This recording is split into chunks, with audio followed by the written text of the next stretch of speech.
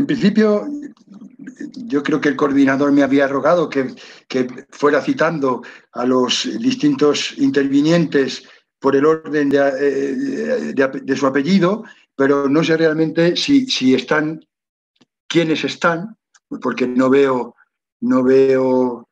sé si Ángel Lasso está ya en la reunión o no. Bueno, veo que está Cristina, entonces yo a Cristina, empecemos por ella. Empezamos por Cristina Emperador, que es directora del Archivo de la Real Chancillería de Valladolid, y le cedo el turno de la palabra para que en algo así como 8 minutos, ¿verdad?, nos diga qué memorias se guardan en ese tesoro de la que es directora. Cristina, tienes la palabra. Muchas gracias, Mauricio.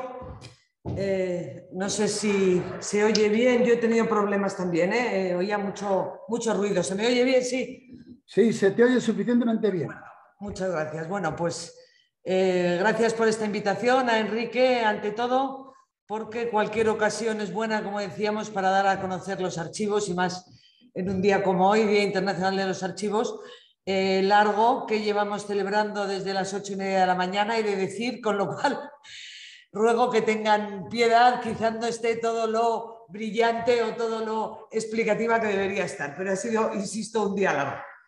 Vamos a ver, en cualquier caso, como decía, es una oportunidad para dar a conocer este archivo. Es probable que muchos de los que estén asistiendo a esta mesa redonda esta tarde quizá hayan estado alguna vez en el archivo o hayan estado en alguna visita, alguna actividad de las que organizamos, con lo cual puede que todo esto que yo vaya a decir ya lo sepan, pero en fin, entiendo que la intervención debe ser ante todo una cosa resumida un poco para ubicar quiénes somos y qué es lo que hacemos, ¿verdad? Bien, pues este archivo de la Real Chancillería, que se encuentra en Valladolid, efectivamente, es ante todo uno de los 8 grandes archivos estatales.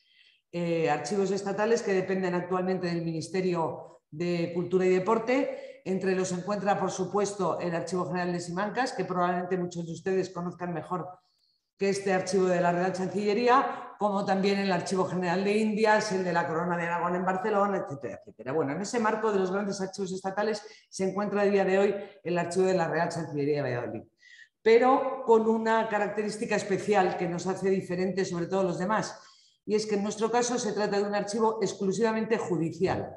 Es decir, toda la documentación que conservamos es documentación que se ha producido por la Administración de Justicia en un marco cronológico muy amplio, ahora veremos por qué, y exclusivamente, como digo, con carácter judicial. Esto hace que la documentación que conservamos sea de un gran periodo cronológico, como decíamos, muy extenso, es decir, conservamos fondos seriados, no digo documentos sueltos, sino fondos seriados, que es un concepto importante en archivo, desde finales del siglo XV hasta el año 2004, es la documentación más reciente que conservamos. Con lo cual, como vemos, son cerca de 6 siglos de fondos documentales, ¿verdad? Y con un volumen de documentos que está alrededor de los 18 kilómetros lineales. Los documentos en archivo, probablemente todo esto ustedes ya lo sepan, pero se le miden en kilómetros lineales de papeles puestos en vertical, quiero decir, ¿no? Entonces, el volumen de los fondos conservados en este archivo es alrededor de 18 kilómetros lineales. Eso hace que seamos el tercer archivo en volumen entre esos 8 archivos estatales de los que he hablado antes. El tercero por su volumen es el archivo de la Real Chancillería de Valladolid. Pero además, dentro de ese marco que decimos, los fondos que conservamos, ya hemos dicho, desde finales del siglo XV hasta el año 2004, tienen como una gran división interna. Por un lado, conservamos lo que llamamos el fondo antiguo, no se llama así, pero es lo que en realidad dio origen al archivo, que es el fondo producido por la Real Audiencia y Chancillería de Valladolid como Tribunal Superior de Justicia, y luego tenemos unos fondos contemporáneos, fondos producidos por todas esas instituciones que suceden a la Real Audiencia y Chancillería en la impartición de justicia, como son, en primer lugar, la Audiencia Territorial de Valladolid y, a continuación, el actual Tribunal Superior de Justicia. En este marco de fondos que van heredando, como decimos, las competencias judiciales, el fondo más importante, el que más trabajo dedicamos, el más demandado por los usuarios, etcétera, etcétera, es el fondo antiguo. Es el fondo que produjo el Tribunal de la Real Audiencia y Chancillería de Valladolid. De manera que sobre esos 18 kilómetros casi que conservamos, como decimos, alrededor de 13, cerca de 14, pertenecen a aquel tribunal antiguo, que hace, entre otras cosas, que sea el fondo de una institución de antiguo régimen probablemente el mayor de los que se conservan en España. Y además conservado con una enorme integridad, es decir, todo el fondo contemporáneo que conservamos, como les he dicho, de la Audiencia Territorial o del Tribunal Superior de Justicia, son documentos que han llegado a este archivo con posterioridad, es decir, transferidos desde esas instituciones que tenían sus sedes en otros lugares. El archivo antiguo, el fondo del Tribunal de la Real Audiencia y Chancillería de Valladolid, estuvo siempre en este espacio en el que nos encontramos. Siempre o prácticamente siempre, es decir, 200 metros arriba o 200 metros abajo, ¿no? Pero el espacio del tribunal fue este en el que está a día de hoy el archivo, y los fondos documentales, los documentos que produjo también se encontraban aquí. Eso es de un enorme interés, sobre todo desde el punto de vista archivístico. Si me da un poco de tiempo luego lo contaré, si no seguramente saldrá a lo largo de la conversación. La importancia, insisto, sobre todo del fondo antiguo, el fondo contemporáneo es mucho más parcial. La importancia del fondo antiguo es, como digo, que recoge todo el testimonio de la actividad judicial de lo que era el Tribunal Superior de Justicia de la Corona de Castilla, con excepción hecha, por supuesto, de la Sala de Justicia del Consejo de Castilla, desde finales del siglo XV hasta que este tribunal desaparece en 1834 con la desaparición del antiguo régimen y el paso al régimen liberal del siglo XIX, ¿no? Este Tribunal Superior de Justicia se crea a finales del siglo XIV, en 1371, también es discutible si se crea o no, pero se suele poner como fecha de su inicio, y se inicia como tribunal único para toda la Corona de Castilla. Así va a ser desde mediados del siglo XV que el tribunal se fije, porque en origen es un tribunal itinerante, como lo es la Corte. Esto resulta claramente poco operativo cuando se trata de un tribunal que tiene que mover muchos documentos y mucha gente. Entonces, a finales del siglo XV, en las Cortes de Valladolid, en 1442, la sede se pone en Valladolid, y desde esa fecha va a estar prácticamente siempre, salvo episodios muy puntuales, en la ciudad de Valladolid. El tribunal va a seguir siendo único hasta el año 1494, en que tras la toma de Granada, el ámbito jurisdiccional de la Corona de Castilla, insisto, solo Corona de Castilla, es inmenso, y entonces se ven en la obligación los Reyes Católicos de crear una segunda chancillería a imagen de la de Valladolid, que se ubica en Ciudad Real y que en 1505 se va a trasladar a Granada. Toda esta explicación viene al caso porque a partir del año 1494 y sobre todo 1505, el ámbito jurisdiccional de la Chancillería de Valladolid va a quedar reducido a la Corona de Castilla, como hablábamos, del río Tajo hacia el norte. Todo lo que sea del río Tajo hacia el sur serán causas que se vean en la Chancillería de Granada, pero del río Tajo hacia el norte, es decir, las zonas más ricas, más pobladas, más dinámicas económicamente, van a ver sus causas apeladas ante la Chancillería de Valladolid. No me quiero exceder más de tiempo, lo único tener en cuenta, como decía, que el fondo es exclusivamente judicial y que esto era un tribunal ante todo de apelación. Tenía una cierta primera instancia, pero sobre todo es un tribunal de apelación, ante el que se apelan las sentencias dictadas por justicias inferiores de la justicia real o de cualquier otro tipo de jurisdicción, que pueda ser mercantil, que pueda ser universitaria o que pueda ser sobre todo señorial. Y que esto hace que el reflejo de toda esa sociedad, economía, mentalidad, vida, etcétera, etcétera, que se refleja en los archivos judiciales mucho mejor que cualquier otro tipo de archivo, sea considerable en el caso de este archivo, insisto, para la Corona de Castilla, al norte del río Tajo, desde finales del siglo XV hasta 1834. Espero haber sido suficientemente concisa. Me cuesta. Ha sido suficientemente concisa. Cristina, muchísimas gracias. Gracias, Mauricio. Bueno, sé que María Ángeles Moreno me ha comunicado que no puede asistir a la reunión por circunstancias que se han producido a última hora, y entonces doy la palabra a don Joaquín Pérez Melero, jefe de conservación del Archivo General de Simancas, que si Chancillería tiene la memoria de la justicia de época austriaca, desde luego el Archivo de Simancas tiene la memoria del gobierno también de época austriaca, que se alarga desde luego evidentemente a la dinastía de los Austrias, pero que eso define a la ciudad de Valladolid. Así que, Joaquín, te cedo la palabra. Tienes también pues aproximadamente 8 o 10 minutos. De acuerdo, pues muchas gracias, Mauricio. Pues buenas tardes y muchas gracias, Enrique, por la invitación. El archivo de Simancas, que es donde yo trabajo, es un archivo que no es ni mucho menos el más antiguo del país, el más antiguo de los 8 grandes que dependen, como decía Cristina, del Ministerio de Cultura, es el archivo de la Corona de Aragón. Pero bueno, ni siquiera es tan antiguo como el archivo de la Chancillería, puestos a poner.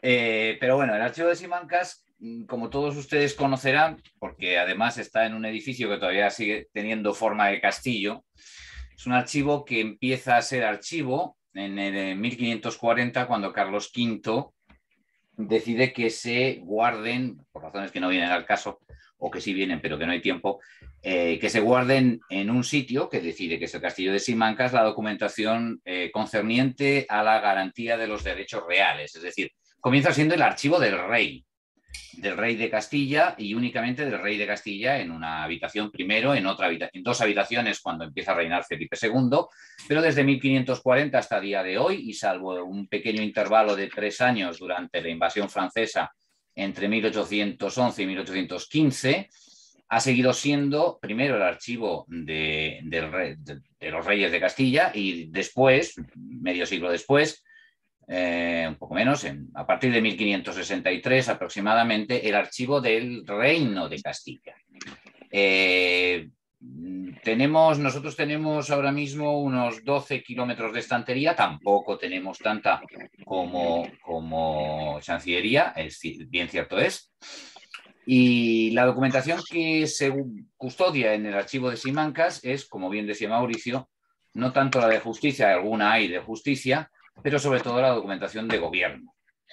Es la documentación de la maquinaria del gobierno, primero de la dinastía Habsburgo hasta 1700, y después de la dinastía borbónica hasta aproximadamente, tenemos documentación, la más reciente que tenemos del archivo histórico, por supuesto, debe de ser de 1823. Tenemos un pequeño fondo de gobierno intruso de José I, pero vamos, no pasa de ahí. Lo que caracteriza el archivo de Simancas no es tanto la cantidad, desde luego, ya he dicho que no es tanta, pero no es tanta como la calidad. Las series, los fondos que tenemos reflejan, como decía Cristina, en el campo judicial, pues nosotros en el campo de gobierno reflejan todo lo que es el gobierno de la monarquía hispánica, entendiendo como tal todo. ¿Para qué vamos a engañarnos? Todo. La mayor parte de la documentación, algo más de casi el 52% de la documentación, es documentación de tipo hacendístico, lo que vienen siendo impuestos, contratos, asientos, etcétera. Y es el grueso de la documentación que tenemos en Simancas. Tenemos la documentación de los consejos de la monarquía austríaca, de la monarquía Habsburgo, tanto los consejos territoriales, el Consejo de Italia, primero el Consejo de Castilla, que luego es el Real, el Consejo de Italia, el Consejo de Flandes, el Consejo, salvo 2, el Consejo de Indias, que en el año, si no recuerdo mal, 1786 pasa a formar lo que hoy es el Archivo General de Indias, y el Consejo de Aragón, que en el año 1852 se traslada esa documentación al Archivo de la Corona de Aragón en Barcelona. Y luego los consejos temáticos que entendían del mismo tema, pero en toda la monarquía: Consejo de Guerra, el Consejo de Hacienda, el Consejo, el Consejo de Inquisición, que en 1914 pasa al Archivo Histórico Nacional, el Consejo de Cruzada, el Consejo de Órdenes. Parte de esta documentación continúa, en el Archivo Histórico Nacional. Por ejemplo, el caso más conocido es el Registro General del Sello, que está dividido en 2 partes. En Simancas está desde sus orígenes, desde la primera documentación que tenemos, no desde sus orígenes, que viene siendo alrededor de 1454-55 hasta 1689, y desde 1690 hasta el final está en el Histórico Nacional. Y posteriormente la documentación de todas las secretarías de la época Habsburgo, del siglo XVIII y parte del siglo XIX, las varias, fundamentalmente eran 5, la de Estado, la de Gracia y Justicia, la de Guerra y Marina o Marina India, depende, y la de Hacienda. Toda también está en Simancas. Ya digo que lo que caracteriza al archivo es precisamente todo lo contrario de lo que caracteriza al archivo de Chancillería. El archivo de Chancillería es un archivo judicial y se dedica, tiene una riqueza infinita en pleitos y además yo creo que bastante inexplotada. El archivo de Simancas tiene una variedad tremenda de asuntos y materias a tratar, gobierno, guerra, hacienda, alguna cosa de justicia, mercedes, cámara, etcétera, etcétera, etcétera. Y eso es lo que en tan breve tiempo puedo resumir. Muchas gracias, Joaquín, muchas gracias. Ya tendremos luego ocasión de que podáis decir muchísimas más cosas, ¿no?, de vuestros archivos. Bueno, no sé si Eduardo Pedruelo, no veo, no sé si Eduardo Pedruelo ha llegado a la reunión. También me comentó esta mañana que posiblemente se retrasaría, con lo cual, pues tampoco, no sé si se ha conseguido que Ángel Laso pueda entrar en la reunión.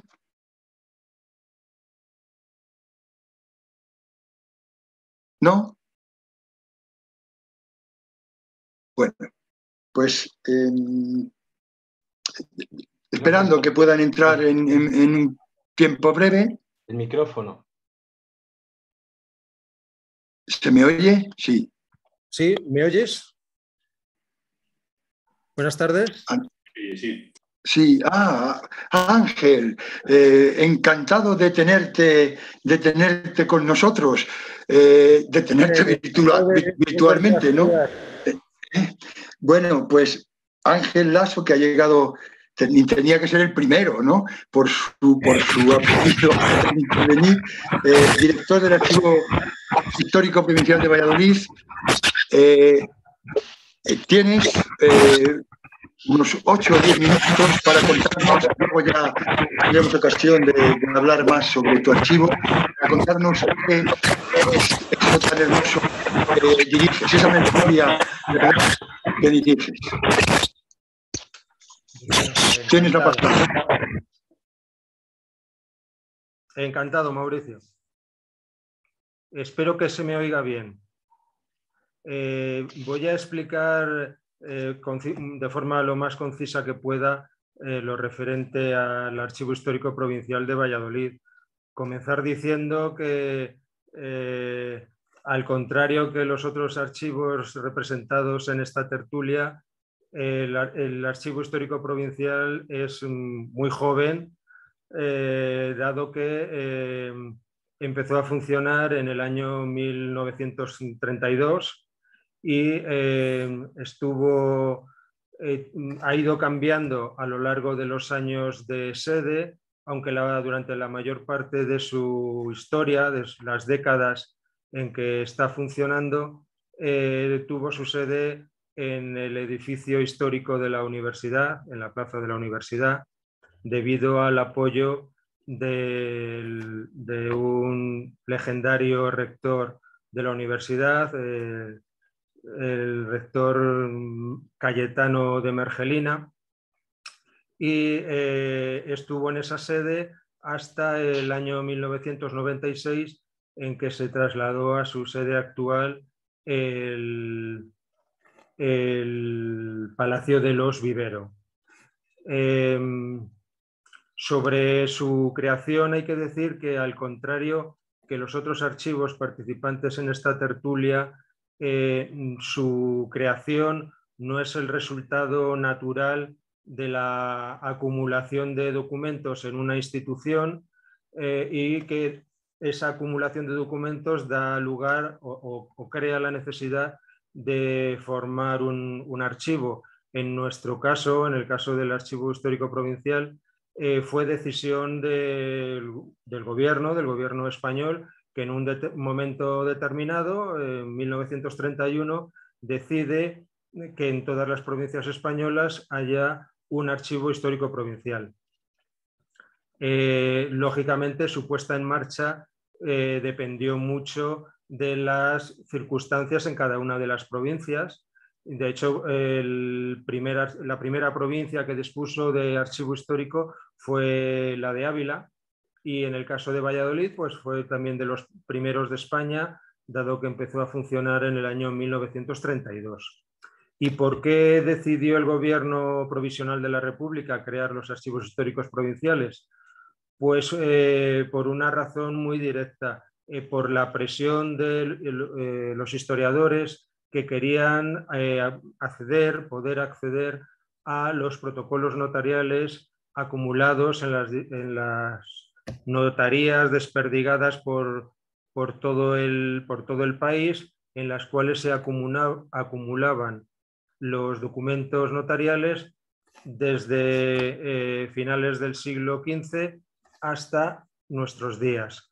Aunque bueno, este periodo cronológico es el propio de la Corona de Castilla. En la Corona de Aragón los protocolos se conservan desde finales del siglo XIII, principios del siglo XIV. Esta documentación, este fondo documental, los protocolos notariales, es por lo tanto el fondo fundacional de los archivos históricos provinciales y también del de Valladolid. El interés que ya en los años 30 y incluso en los años 20 manifestaban los historiadores, tenemos que constatar que se ha mantenido a lo largo de las décadas, de forma que sigue siendo el fondo documental más consultado por los historiadores en el Archivo Provincial de Valladolid, dado que permite una visión integral de todos los aspectos de la sociedad, o prácticamente todos los aspectos de la sociedad, de la economía, de la cultura, incluso a veces de la política. Prácticamente no hay asunto o sector historiográfico, desde la educación a la sanidad, pasando por cualquier otra cuestión, la esclavitud, etcétera, que no se pueda documentar, no se pueda estudiar con las escrituras notariales. Estos protocolos notariales se conservan entonces en el Archivo Histórico Provincial desde finales del siglo XV hasta 1921. ¿Y por qué doy una fecha tan exacta? Porque los protocolos con 100 o menos años siguen en manos de los notarios, de las distintas notarías. Cuando han cumplido los 100 años es cuando pasan al Archivo Histórico Provincial. A lo largo de las décadas, a partir de ese 1931, los distintos gobiernos y los sucesivos regímenes políticos han ido atribuyendo nuevos fondos documentales a los archivos históricos provinciales, y esto tiene su plasmación directa en el contenido del Archivo Provincial de Valladolid. Por ejemplo, en los años 50 y 60 se decidió que la documentación sin uso administrativo que estaba en las oficinas de los organismos estatales radicados en la provincia de Valladolid pasasen al archivo provincial. Esto, por ejemplo, supone que la documentación del catastro de Ensenada, de las desamortizaciones, pasasen al archivo provincial, y luego también otros distintos organismos, algunos de gran interés para la historia, sobre todo la historia contemporánea, como puede ser la Junta Provincial de Beneficencia, el Gobierno Civil, las delegaciones provinciales del IRIDA, de Agricultura, la documentación maravillosa del distrito forestal, que tiene un gran impacto visual, etcétera, etcétera. Con la muerte del general Franco se decide que los organismos del franquismo, que acababan de ser suprimidos, pues la documentación que tuviesen acumulada pasase a los archivos históricos provinciales. Su situación en el archivo provincial es muy regular. Hay fondos documentales franquistas muy completos, como la de la organización sindical, mientras que hay otros fondos documentales que son muy parciales, como por ejemplo el del Frente de Juventudes o el de la Jefatura Provincial de Falange. También cuando se establece el régimen autonómico, después de la Constitución de 1978, se establece que la documentación autonómica radicada en la provincia pase, cuando deje de tener uso administrativo, al Archivo Histórico Provincial. Estos serían los cauces habituales por los que nos han llegado los distintos fondos documentales que ofrecemos a los investigadores. Lógicamente, también hay otros cauces más excepcionales, como por ejemplo las compras de documentos. Algunas de estas compras han sido muy llamativas, como por ejemplo la del Hospital de la Resurrección, el fondo documental del Hospital de la Resurrección, que era uno de los dos grandes hospitales de la ciudad de Valladolid, pues fue comprado en un almacén de papel viejo en los años 70.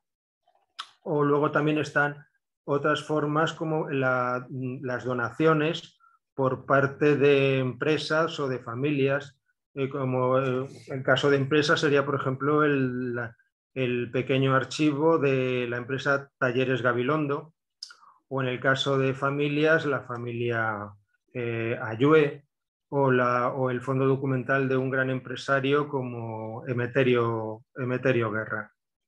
Y creo que he sido respetuoso con el tiempo y, lógicamente, atenderé cualquiera de vuestras consultas. Muchas gracias. Yo creo que no sé si... No sé si ha llegado ya Eduardo. Sí estoy. Eduardo, una aparición. Hola, hola. Muy buenas tardes, Eduardo. Bueno, pues muchas gracias por ese esfuerzo que has hecho para estar aquí, y porque sé que tenías tus compromisos. Te dejo 10 minutos, 8 o 10 minutos, para que nos cuentes qué es el Archivo Provincial de Valladolid del que eres director. El Archivo Municipal, vale. Pues no sé si se me oye y se me ve bien, ¿verdad? ¿Sí? Perfectamente. Vale, muy bien. Bueno, pues quiero pedir disculpas por mi retraso, y si puedo consumir 6 de los 8 o 10 minutos que me han dado, mejor, porque así damos más tiempo para el diálogo. Le pedí antes a Enrique que me hiciera el favor de poner por ahí una imagen de Jano Bifronte. No sé si la habréis llegado a ver o no. Pero bueno, en cualquier caso, es una imagen que utiliza el Consejo Internacional de Archivos. Bueno, del dios romano, que se representa con dos caras, una mirando al pasado y otra mirando al futuro, está en la cabeza de todos, ¿verdad? Este es el Jano Bifronte, es el símbolo utilizado por el Consejo Internacional de Archivos para contener, pues, toda la esencia de la profesión archivística, que muchas veces se utiliza y que nunca se utiliza con tanta propiedad en ningún archivo, quiero decir, como en los archivos municipales. Bueno, ya sabéis que la historia de la mitología romana pues cuenta que Jano alojó a Saturno cuando fue expulsado del cielo, y como compensación pues Saturno le dio el don de ver el pasado y el futuro, que es lo que se atribuye o que se relaciona con los archivos. Como decía, a ningún archivo se puede atribuir esta imagen con más claridad que a los archivos municipales. Nuestro archivo, en concreto, pues no se olvida de los pergaminos medievales del siglo XII y sin descuidarlos, pues ahora mismo está inmerso en la transición digital, en la transición a la administración electrónica, y forma parte, junto con otros 2 servicios del ayuntamiento, con el servicio de nuevas tecnologías y con el servicio de administración electrónica, del equipo que está implantando pues una herramienta de administración electrónica que va a transformar, bueno, yo creo que esto es una revolución pues parecida a la de la imprenta, a lo mejor no de tanto calado, pero con ciertas similitudes, ¿no?, que nos descoloca y que desde luego va a revolucionarlo todo. Pues así es el trabajo de un archivo municipal. Yo voy a hablar del de Valladolid, pero el ejemplo de Valladolid puede servir para todos, por lo menos los archivos de las grandes ciudades o de los grandes municipios, porque hay más de 6.000 archivos municipales en nuestro país. El nuestro comienza a andar en la Edad Media. Bueno, nuestro archivo es el archivo de la ciudad, el resultado de la acción de los órganos de gobierno de la ciudad, de los documentos que fueron acumulando desde el inicio de la actividad ciudadana. Bueno, las primeras noticias que tenemos datan de la época de Ansúrez, donde se habla de un concilium, ¿no?, que sería pues, el embrión de los órganos futuros de gobierno de la ciudad, pero lo cierto es que este archivo, junto con el archivo de la catedral y junto con el archivo de la universidad, pues es uno de los 3 archivos que nos hablan del pasado medieval de Valladolid. Tampoco es que fuera en aquellos tiempos un archivo enorme. Recibía el nombre de archivo de privilegios, de archivo secreto, de archivo del concejo, de muchas formas se denominaba, y tenía una finalidad muy clara, que no era desde luego el custodiar, el acumular todos los documentos que producían los órganos municipales, ni mucho menos, sino solamente aquellos que emanaban de la Cancillería Regia, que era la fuente del derecho, la fuente del privilegio, y el garante al final pues, de la estabilidad jurídica y económica del municipio. De manera que ese archivo medieval que se custodiaba en un arca, que normalmente se guardaba en el caso de Valladolid en los muros de una iglesia, casi todo el tiempo fue así, la iglesia de San Miguel, no la actual, la que conocemos, sino la primitiva iglesia parroquial que se derribó y que estaba en el espacio que ocupa ahora la plaza de San Miguel. Bueno, pues ese es el archivo medieval, que estaba formado por todo tipo de privilegios que venían de la Cancillería Real. Haciendo muchas omisiones y volando en el tiempo, pues a lo largo de la Edad Moderna, empezando por la época de los Reyes Católicos, se produjeron una serie de transformaciones, tanto en lo referente a las disposiciones que regulaban el funcionamiento del archivo como a la composición misma del archivo. Fueron diversificándose las series documentales y hubo un salto cualitativo, puesto que el archivo pasó ya en época de Felipe II de los muros de la iglesia de San Miguel a la casa consistorial, a la primitiva casa consistorial que se construyó en la Plaza Mayor, esa que fue derribada a principios del siglo XX, y allí siguió hasta hace no muchos años. La siguiente transformación de calado del archivo vino de manos del régimen liberal. El régimen liberal, con el Estatuto Municipal, el primero, el que apareció vinculado a las Cortes de Cádiz, Constitución de 1812, trajo una serie de novedades. A partir de este momento se van a considerar como parte integrante del archivo todos los documentos que producen los órganos de gobierno y de gestión del ayuntamiento, y no solo aquellos que, como pasaba en la época medieval y a lo largo del antiguo régimen, emanaban de la Cancillería Real. Y de hecho, además, se hace otra cosa extraordinariamente importante, que es recuperar y se establece que pasen a formar parte del archivo todos aquellos documentos que se encuentren en manos de los funcionarios municipales. Ya funcionarios municipales hasta entonces, bueno, pues en un estatus que estaba a medio camino entre lo público y lo privado. Ese es el inicio verdadero del archivo que conocemos, Y en ese momento es cuando ingresaron algunas de las series que se venían produciendo desde finales de la Edad Media, como la más importante de todas las que produce el ayuntamiento, que es la serie de las actas, ¿no? Las actas del concejo, es decir, una serie que nosotros conservamos ininterrumpidamente desde el año 1497 hasta la actualidad, que son las actas que levantan los secretarios de las reuniones, en principio del Concejo de Justicia y Regimiento en el antiguo régimen y en la actualidad del Pleno Municipal. Bueno, luego están las comisiones, etcétera. Bueno, pues hasta este momento, hasta el siglo XIX, esta serie tan importante no forma parte del archivo. A ella se añaden pues, todas las series producidas por los servicios municipales de todo tipo, de sanidad, de policía, de enseñanza, vamos, de educación, que van apareciendo. Eso es una creación decimonónica y que van diversificando o que tienen como resultado, por supuesto, la diversificación de las series del archivo. Así hasta llegar, muy a grandes rasgos, el año 78, 1978, en el que se implanta una nueva Constitución con un nuevo modelo de Estado que otorga unas atribuciones mucho más importantes a los ayuntamientos de los que venían disfrutando hasta entonces. Y con las atribuciones, pues desde luego, presupuestos y medios. Eso multiplicó por 10 por lo menos la estructura municipal, las competencias se incrementaron y la traducción es clara.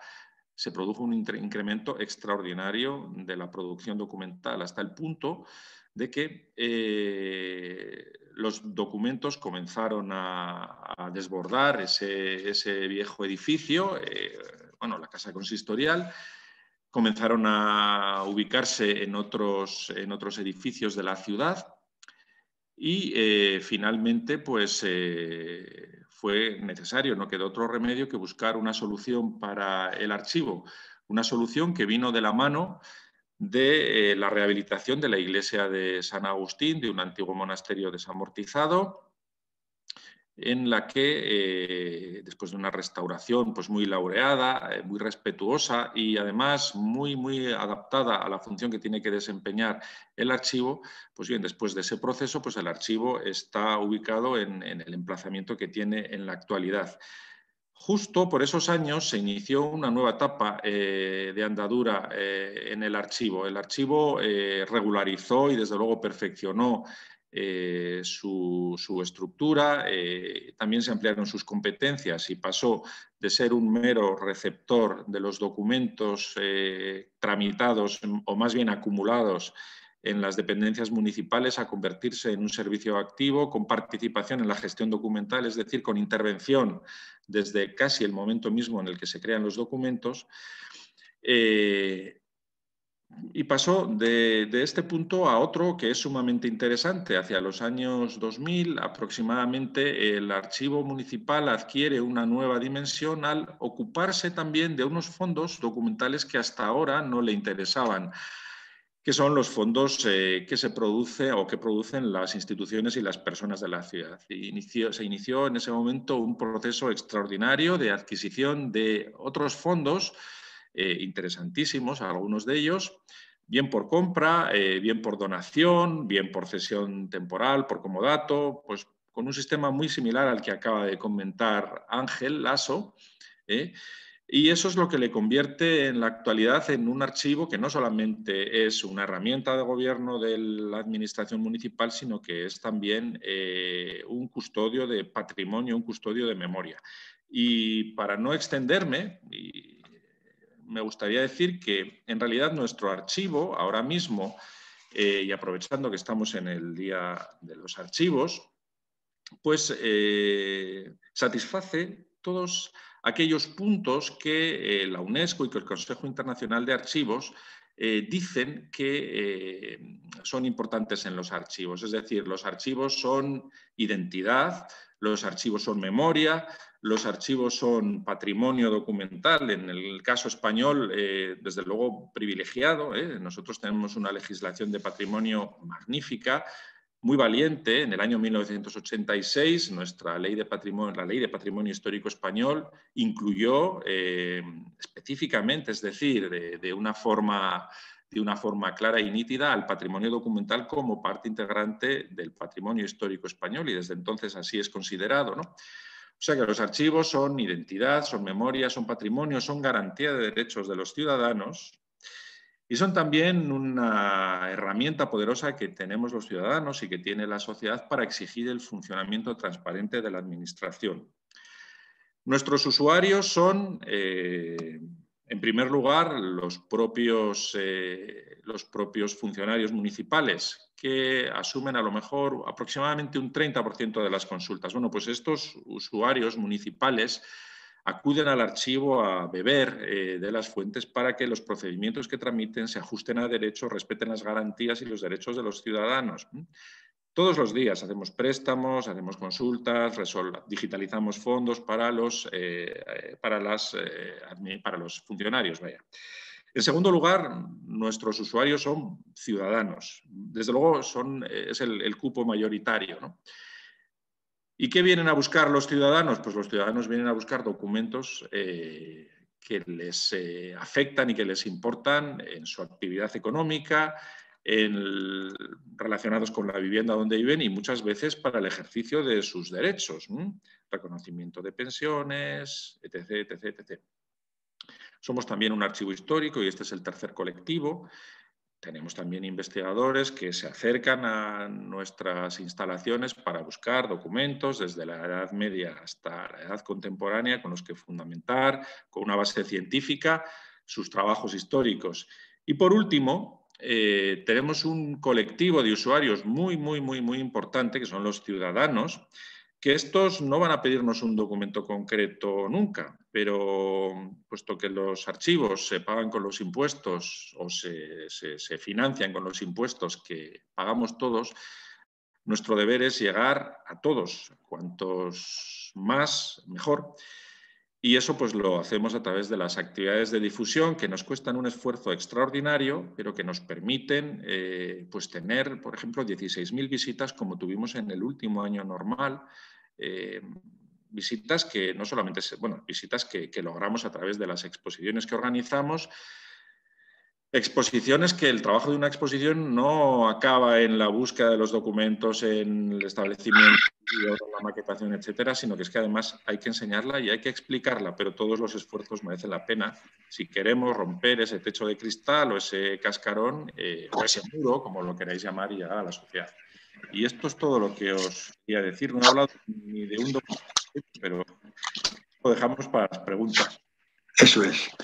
Muchas gracias, Eduardo. Yo creo que hemos empezado a 11, creo que nos hemos ajustado al tiempo. Un minuto me voy a tomar para resumir en una frase lo que me ha sugerido las intervenciones. Un minuto.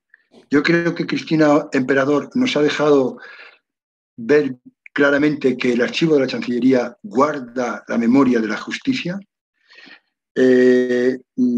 Joaquín Pérez Melero nos deja ver que en el archivo de Simancas se guarda la memoria del gobierno. Yo creo que Ángel Lasso Ballesteros, luego, simplemente una frase, luego entraremos en más. Yo creo que nos ha permitido saber cómo se guarda la memoria de los documentos públicos que dan cuenta de todos los negocios de derecho privado. Y Eduardo Pedrero nos dice que en su archivo se guarda fundamentalmente la memoria del gobierno municipal. Después, en el turno de la tertulia, o en la tertulia, se plantearán muchas otras cuestiones. Pero yo ahora quiero dar la palabra a la doctora Roseli Santaella, de la Universidad de Sao Paulo, que va a intervenir para contarnos un poco cuál ha sido su experiencia investigadora en Simancas y en otros archivos de nuestra ciudad. Tiene la palabra, doctora Roseli. Gracias. ¿Y todos me oyen?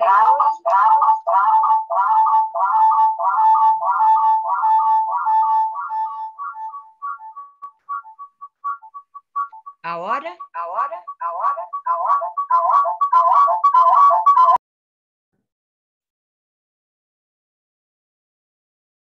Roseli, es bueno salir y volver a entrar, porque tienes dos cuentas.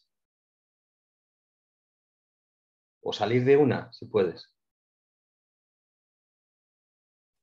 Se está acoplando, sí.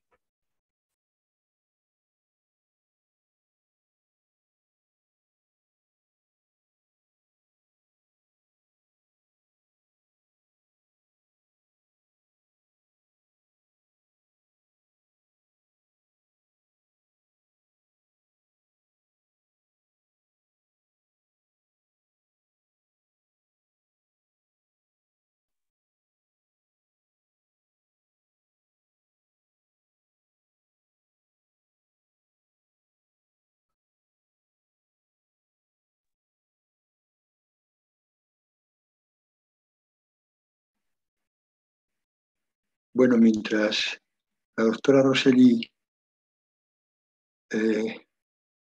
intenta entrar de nuevo, yo creo que es de agradecer la iniciativa de organizar esta sesión, ¿verdad?, dedicada a los archivos, porque guardan el patrimonio más invisible, ¿no? Y sin embargo, yo creo que no puede entenderse la sociedad tal y como hoy es sin la existencia de los archivos. Uno puede pensar en la creación y en el conocimiento y en el pensamiento que encontramos en los documentos librarios de una biblioteca, pero eso, para la gestión de los asuntos diarios, no del alma, ¿verdad?, serían perfectamente prescindibles, pero no los archivos. Así que, bueno, es de agradecer que, aprovechando que es el Día Internacional de los Archivos, le agradecemos al doctor Javier Burrieza, ¿verdad?, que diera en la reunión de la semana anterior esa idea, ¿no?, para que nos convocaran aquí a los archiveros, ¿no? Yo he dicho que solo soy un sencillo usuario de los archivos. Mauricio, que si me permites, como estamos hablando de archivos, y veo que en la sala tenemos también al director del Archivo Naval en Madrid, el capitán de navío Luis Enrique García, ¿no? Si puedes conectarte, nos cuentas un poco cómo vivís la experiencia esta del Archivo Naval, que es otro mundo. Bueno. Se prepara por fin nuestra querida doctora desde Sao Paulo. Buenas tardes a todos. ¿Se me escucha bien? Perfectamente. Pues nada, simplemente decir que en el Ministerio de Defensa hay un sistema archivístico completo que está dividido en 3 subsistemas, y el subsistema archivístico de la Armada radica en Madrid, en el cuartel general de la Armada. Yo participo en él, soy capitán de navío ya en la reserva, soy José Enrique Guardia de la Mora, he participado en esta tertulia en otros temas navales, pero da la casualidad de que también soy el director de uno de los archivos de ese subsistema archivístico de la Armada, ¿no? La Armada tiene unos archivos históricos muy conocidos por todos los investigadores, como son el Archivo Histórico del Museo Naval de Madrid y el archivo histórico que se llama Archivo General de la Marina Álvaro de Bazán, en la localidad del Viso del Marqués, en Ciudad Real. Y luego tiene un sistema de archivos modernos, ¿no?, coetáneos, intermedios y centrales, repartidos por todas las capitanías costeras, por Ferrol, por Cartagena, por Cádiz y por Las Palmas, pero también tiene un archivo que hace de intermedio y de central en la ciudad de Madrid, y yo me honro en ser el director de ese archivo, ¿no? Se llama Archivo General del Cuartel General de la Armada, y precisamente por la falta de espacio, tanto en el archivo del Viso del Marqués como en el archivo histórico del Museo Naval de Madrid, pues nuestro archivo, aunque es intermedio, al no poder transferir a los históricos, mantiene documentación ya histórica desde principios del siglo XX, o sea que tengo más de 15 kilómetros de legajos en nuestros distintos depósitos, pendientes precisamente ahora de que se acabe de construir un archivo importante que está haciendo el Ministerio de Defensa en los antiguos terrenos de campamento, donde va a estar el archivo histórico general de la Armada llamado Juan Sebastián Elcano, y a donde podré por fin transferir toda la documentación que tengo del siglo XX y quedarme con lo realmente intermedio, que sería a partir del comienzo del siglo XXI. En mi archivo hay todo tipo de documentación militar y naval, desde expedientes personales, calificaciones de las distintas escuelas, cuadernos de bitácoras, partes de campaña, información sanitaria, información judicial, de toda la época de la guerra naval durante la guerra civil. Es muy interesante. Y ya digo, aunque lo más conocido a nivel de investigadores es todo lo que tienen los archivos históricos de la Marina, pues el Archivo General del Cuartel General de la Armada, que me honro en dirigir, es un archivo con mucha documentación ya histórica desde primeros del siglo XX, y que está a disposición de todos los españoles en lo que es el Cuartel General de la Armada en Cibeles, en la ciudad de Madrid. Nuestra directora técnica de todo el Departamento de Archivos Navales, que muchos de los que han intervenido la conocen, Carmen Teres, me ha dado especial saludos para todos vosotros, especialmente para Cristina y Ángeles, aunque Ángeles no está. Mi antiguo director técnico, Carlos, está ahora mismo con Joaquín Pérez allí en Salamanca. Él lo conocerá.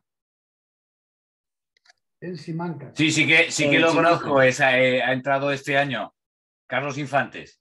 Pues Carlos Infantes era mi antiguo director técnico, que cambiando un poco de aires dejó el Ministerio de Defensa y se fue allí a las tierras vallisoletanas de Simancas. Y nada, encantado de estar con vosotros. Muy bien, muchas gracias, José Enrique Guardia de la Mora, capitán de navío, como nos ha dicho, responsable del archivo del cuartel general. No está María Ángeles Moreno, o Ángeles Moreno, que es como la conocemos, pero se ha citado ya un par de veces, tanto por Ángel Lasso como por el propio Eduardo Pedruelo.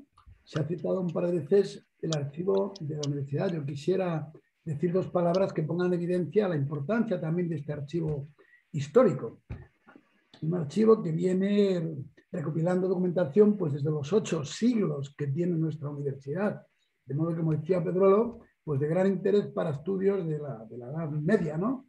Y de todo el recorrido que ha tenido la ciudad, del cual la universidad pues indudablemente es una parte importantísima. El archivo, según he podido recoger informaciones, desde el 5 de mayo de 1951 pasó a formar parte del Archivo Histórico Provincial, que se ubicaba precisamente en la universidad. Y pasó entonces el Archivo Histórico Provincial, que hoy dirige Ángel Lasso, en aquellos momentos, desde el 51, pasó a denominarse Archivo Histórico Provincial y Universitario. Es unos años más tarde, el año 1993, cuando el Ministerio de Cultura autorizó la separación de los fondos universitarios para que fuesen custodiados y gestionados directamente por la universidad, y así funciona como un archivo independiente desde el año 1996, ubicado, lo sabéis prácticamente todos, en el edificio histórico, es decir, a lo que hoy es la Facultad de Derecho de la Universidad de Valladolid. Me parecía obligado a hacer una referencia por la importancia que tiene y de alguna forma intentar cubrir la ausencia de Ángeles Moreno, que no ha podido estar con nosotros. Vamos para adelante, amigo Mauricio. Bueno, vamos para adelante. Muchas gracias. Bueno, yo creo que es hora de que cualquiera de los que estén en la reunión pues pueda dirigir o hacer preguntas pues tanto a Cristina Emperador como a Ángel Lasso, a Joaquín Pérez de Melero y a Eduardo Pedruelo. O sea que está abierto el turno de preguntas.